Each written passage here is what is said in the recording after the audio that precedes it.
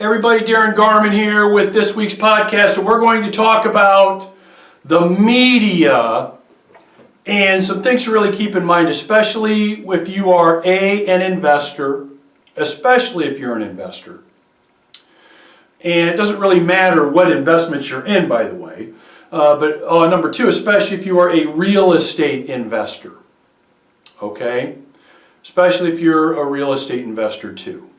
So whether you're an investor in just whatever, whether you're a real estate investor, I mean, there's a couple of things I really want to talk about today that are just, I think, of huge importance, especially right now when it comes to those folks that are watching me on YouTube. They can see I've got my flip chart, my little, my white flip chart out here. I've got media. And let me just go back a month. Would you hear a COVID-19 update on the radio 4 times an hour? A month ago, would you have COVID-19 information and updates flash across your computer screen, your phone, especially when you went to, let's say, social media sites or sites like YouTube or video sites? I mean, just did you have that? Did you have every website you went to for business? Did you have a COVID-19 update there? No. And I could go on and on. Of course, the answer is no. I get it. But my point is that even though it is very obvious that that wasn't the case 4 weeks ago, now the media is working overtime to basically make sure you believe that this is the worst thing that can happen and you should be scared to death. That's what's going on. Every shred of reporting, whether it is regarding investments, whether it's regarding real estate, whether it's regarding number of cases in this place or that place, whether it's about a nursing home or a care center that's having problems. Every story is embellished in a big way to make sure you understand and you continue to, and this is the important word now, repetitively hear, see, and know just how bad this virus is. Okay? And that's despite the number of people that have passed away hasn't even been close to the numbers they thought they would have. Now, by the way, as a side note, I'm not discounting those folks that have suffered and that have passed away, or if maybe someone's been affected, or maybe even you. Don't get me wrong, I'm not discounting that. I'm just saying, no matter if you're affected by this in some way, or if you're not, you can't get away from it. And so, you need to make sure that you give yourself a media cleanse. Okay, a media cleanse. All right? So what I mean by media cleanse is, I'm just going to tell you what I do. This is my media cleanse. All right? I don't read the newspapers anymore. I might look at the Wall Street Journal, a couple of sections related to real estate, but I'm not looking at my local paper. No way. I'm not doing that. I'm not reading any publication or anything that has COVID-19 on it. Nothing. I'm not. I'm not watching any content that has anything to do with it. I'm not watching any updates that have anything to do with it. I'm not listening to the radio, either if I'm traveling in my vehicle or if I'm at home or if I'm in the bathroom. I'm not listening to any of that. because you can't get away from it. So for example, locally here in Cedar Rapids, my wife likes to listen to country music. So it's tuned to a country music station, and it's throughout the house. So we've got these little volume knobs in about every room. If you want to turn up the radio, it's on that station. You can listen to country music. Well, half of the hour is music. The other half is COVID-19 updates. And the updates are, as of today, here's how many people have died, here's how many people have been infected, here's how many people have been released, every 4 freaking times an hour. I just can't listen to it anymore. And so, what starts happening when you fall into this, by the way, is now you start spewing and reporting this to other people. This is your conversation.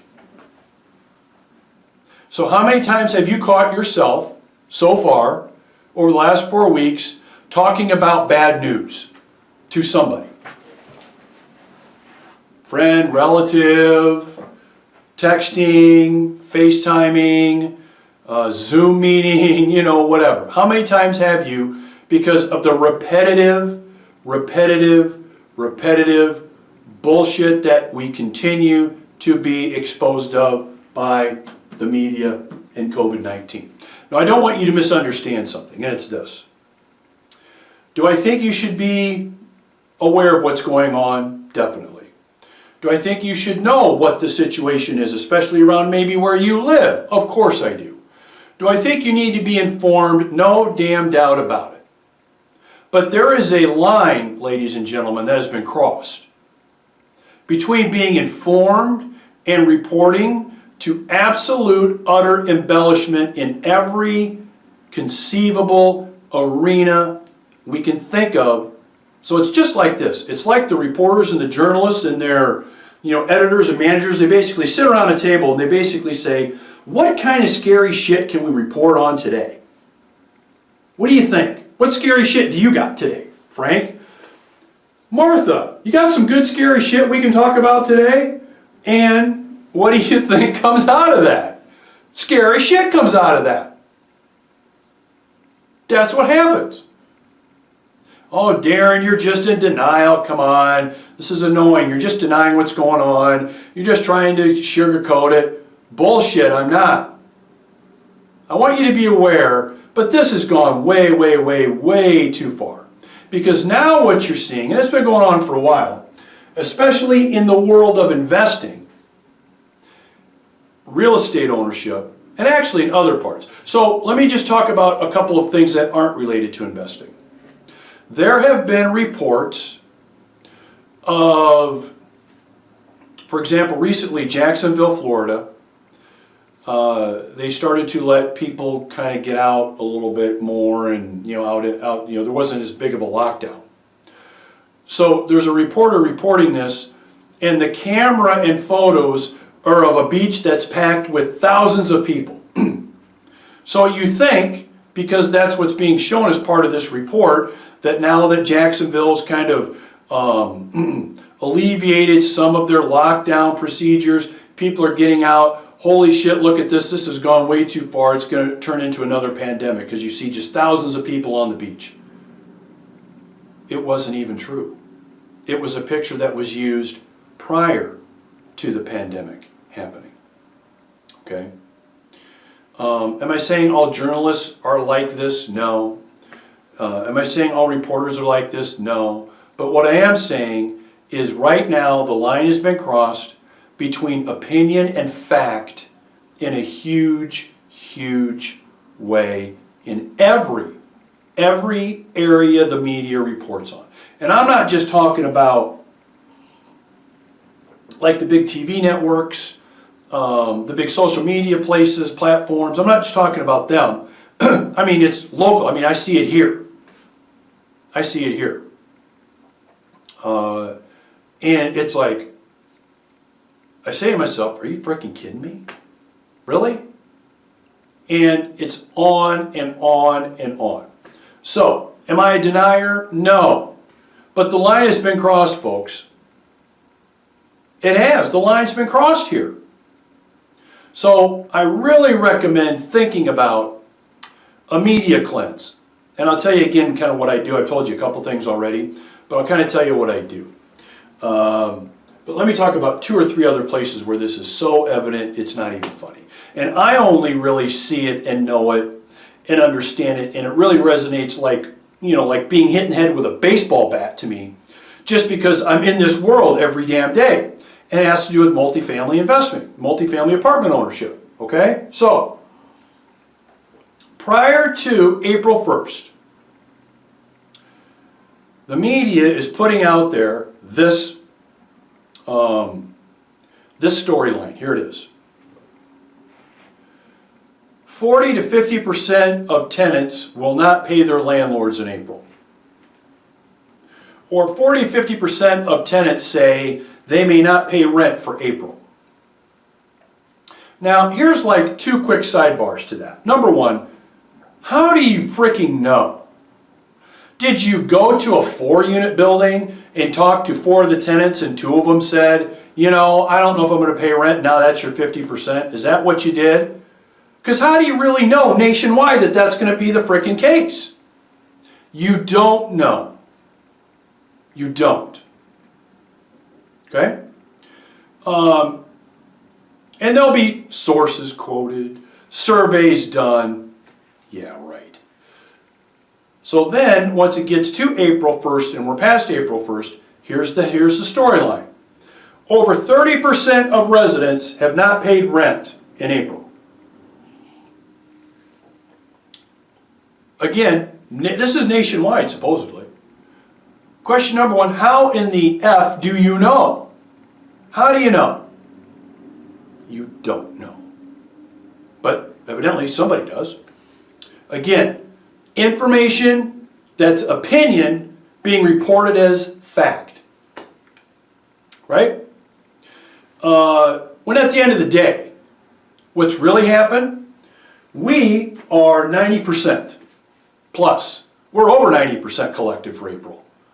And I think we'll be over 90% collected in May. But the media doesn't think so. How do I know? Because I know.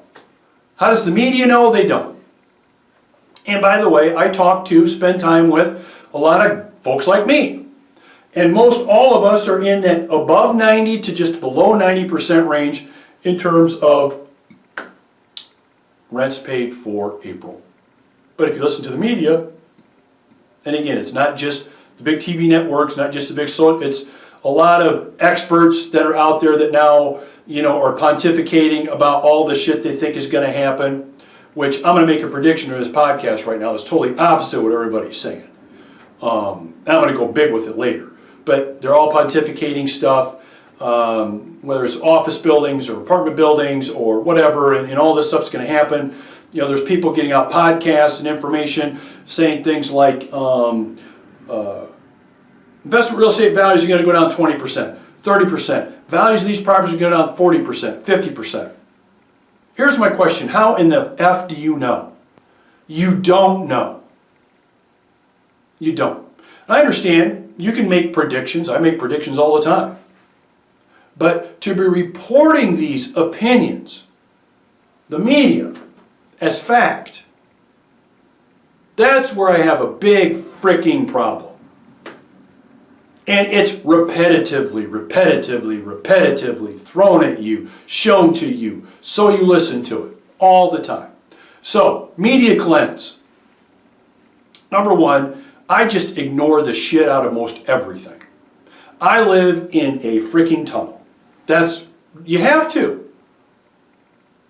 Otherwise, you can't go a day without hearing 25 different tales of bad news.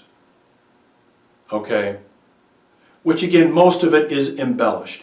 And I'm not going to get into conspiracy theory stuff. I'm not going to get into that. I'm not going to get into, you know, they're actually reporting every death as a COVID-19 death, even though they may have had a car accident and maybe had symptoms, whether they were maybe had cancer and maybe had, I won't get into any of that because that's a whole other story for another time.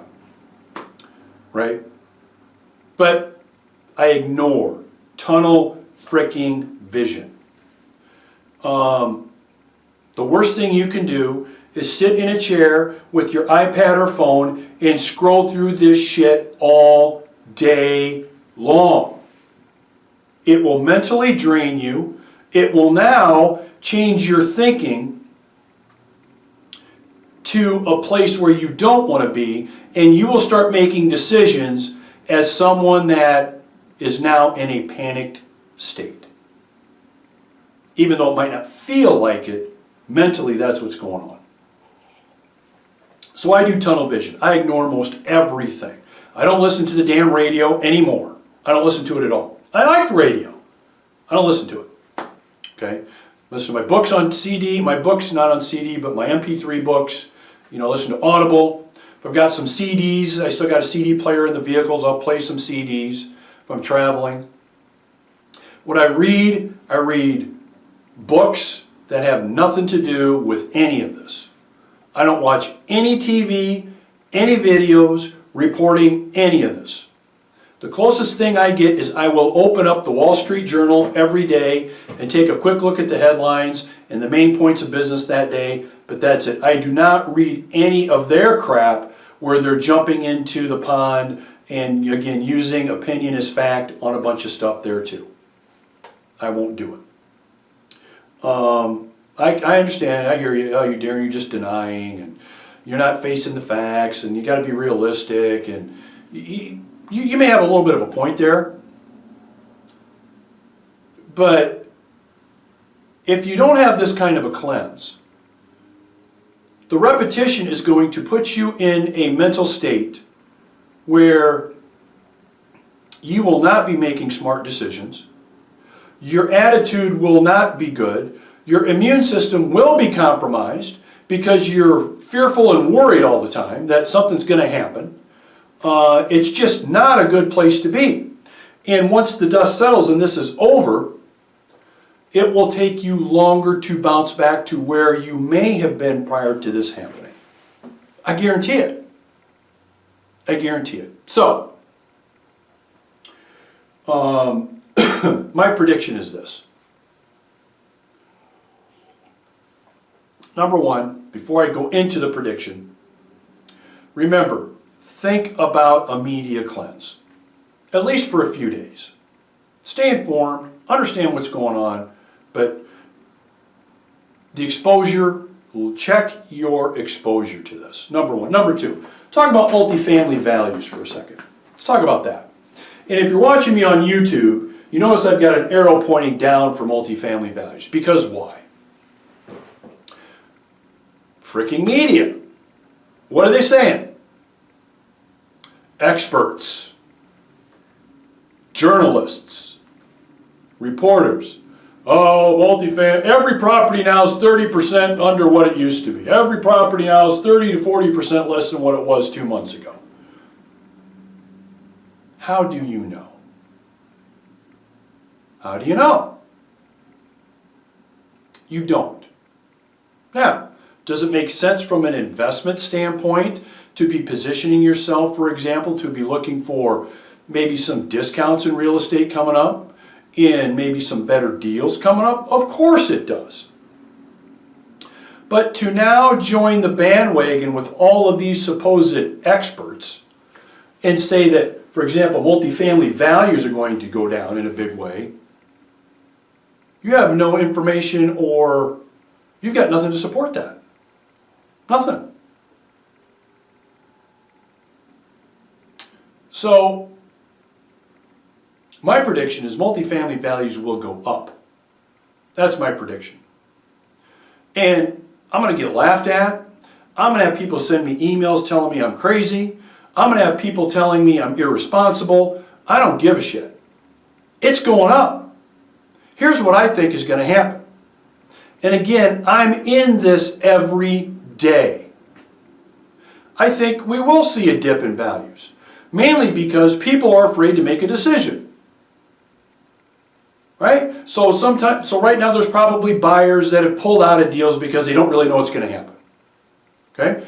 There's probably sellers that'll probably lower some of their prices a little bit to get their property sold because right now from a timing standpoint they had to get their property sold. So maybe they had it sold for $5 million 2 months ago. but now the buyer is all skittish and maybe says, well, maybe now I'll buy it, but it's got to be $4 million. Maybe they'll do that. Maybe those kinds of things will happen over the coming months. The other thing that will happen over the coming months is there will be management and there will be owners that are dysfunctional and irresponsible. Okay? They won't do a good job of communicating with the residents. They won't do a good job of managing their apartments. And they will have issues collecting rent. There will be those people. So we will see a dip in values. But they are going to come back bigger and better than what we've ever seen. Why? One word, demand. Demand. So, do you think after this pandemic is over, there'll be a longer line of tenants waiting to rent or a shorter line? Freaking longer. Longer.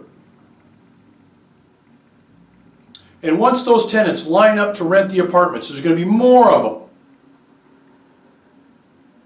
What's going to happen? Occupancies? Collections? I mean, you're not going to pay, I got to line out my door. You're not going to pay rent, bring the next person in. Values will go up because then the investor demand will then kick in, and that's where they're going to want to go. Because now it has been proven that multifamily, even though it's going to take a short-term dip, can survive this kind of economic problem. And how many investors want to own something like that? Right? So, most experts, journalists, reporters are going to say multifamily values are going to be going down 30 to 40%. Bullshit. We're going to see a dip, but they being the values, will spring back substantially. Okay? Let me tell you what we're doing. I'm lining up cash. Cash, cash, cash. Millions of dollars in cash I'm lining up.